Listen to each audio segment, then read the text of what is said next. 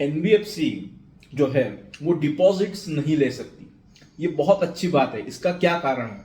देखिए, डिपॉजिट लेके फिर इंटरेस्ट के साथ वापस करने से अच्छा है कि आप बैंक से उस अमाउंट का लोन लीजिए विथ सेम इंटरेस्ट रेट और उसको आगे लोन दीजिए ज्यादा इंटरेस्ट रेट के साथ। तो ये ज्यादा आसान है।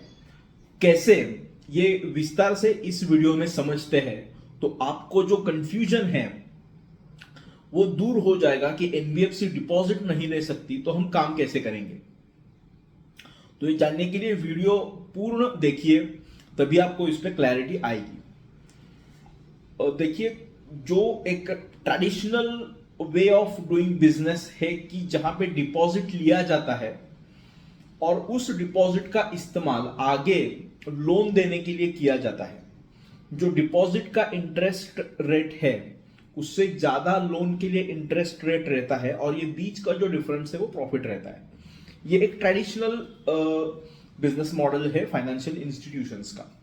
लेकिन एनबीएफसी जो है वो aggressively purely profit making loan business है और आरबीआई भी ये जानती है और आरबीआई ने ही ये मॉडल बनाया है कि ये प्योरली लोन बिजनेस रहे, लेकिन इसमें फंडिंग की व्यवस्था है।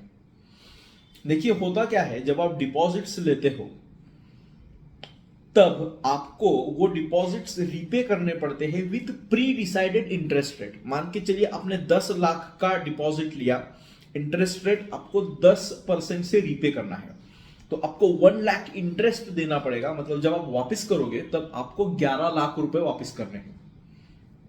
अब ये आदर्श सिचुएशन कब बनेगी?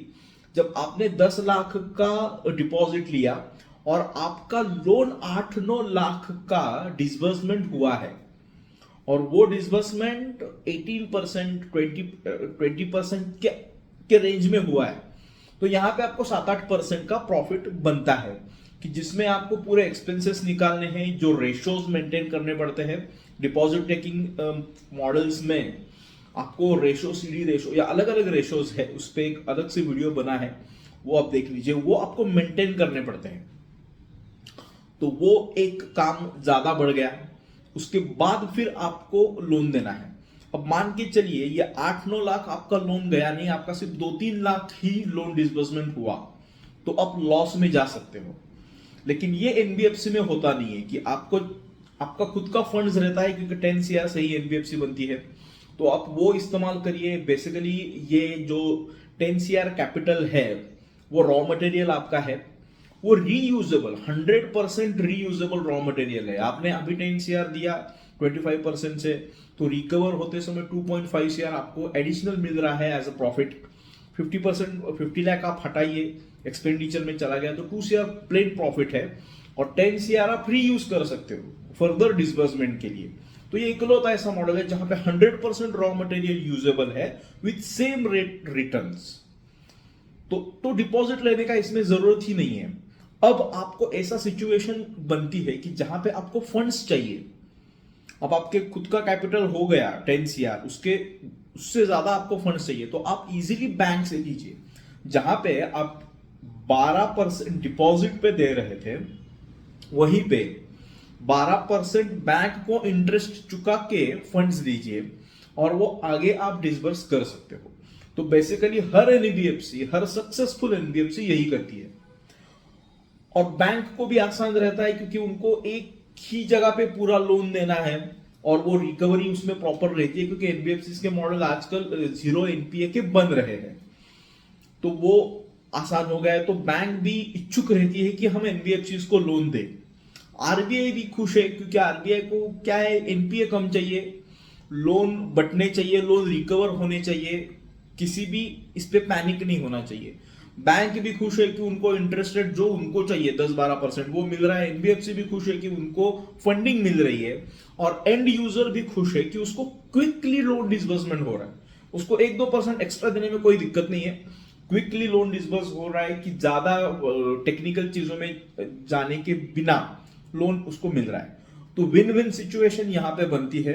सो डिपॉजिट नहीं मिल रहा है, ये एक अच्छी बात है। आपको लॉस अवॉइडेंस उससे हो जाता है। जब आपको जरूरत है तो आप बैंक से लोन लीजिए, लेकिन एनपीए आपको इसके लिए आपका कम रखना पड़ेगा, 0 रखे तो बहुत अच्छा। तो ये है। और एक चीज इसमें है कि जब आप डिपॉजिट्स लेते हो तब आपको कंप्लायंस करना पड़ता है।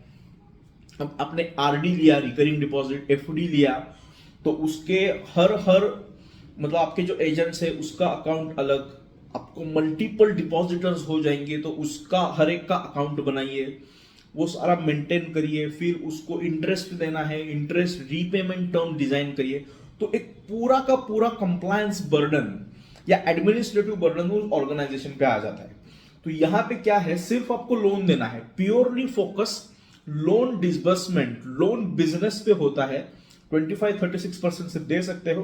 टेक्नोलॉजी पे फोकस करिए, अच्छी टीम बनाइए, क्विक डिसबर्समेंट करिए, तो इससे बहुत अच्छा प्रॉफिट मेकिंग मॉडल ये है, 100% रीयूजेबल रॉ मटेरियल के साथ।